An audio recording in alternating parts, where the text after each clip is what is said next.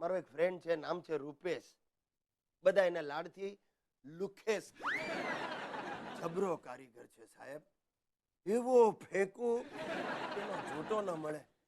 કોઈ પણ વિષય તમે કાઢો ને 1 કલાક સુધી તમારી મગજની નસો ખેંચી.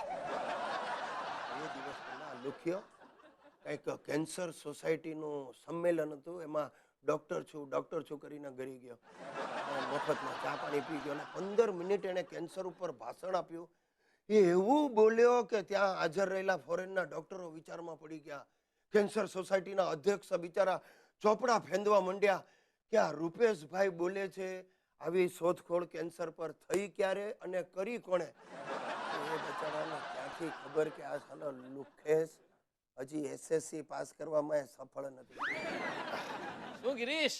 હાલો, નામ દીધું ને આવી ગયો લુખેશ. શું છે ભાઈ ગિરીશ? શું ચાલે છે? કાંઈ નહીં ચાલતું તું, એ પણ બંધ થઈ ગયું ભાઈ.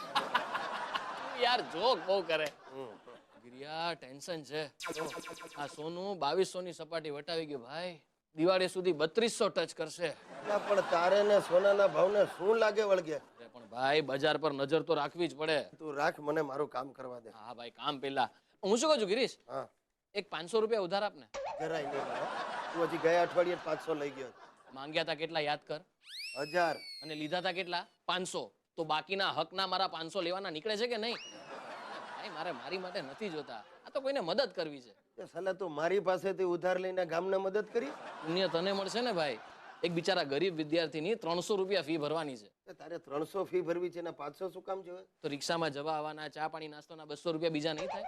હવે એ જો મારા ખિસ્સામાંથી કાઢું તો તારું પુણ્ય ઘટે. ભાઈ તું બસ કર, મને મારા લમણા નહીં લે. આ લે 500. પહેલા મને એકે લુખેશ તો પાછા ક્યારે આપીશ? આપી દીધા એમ જ સમજ. એટલે આવતા અઠવાડિયે 2000 માંગવાનો હતો, હવે 1500 માંગીશ.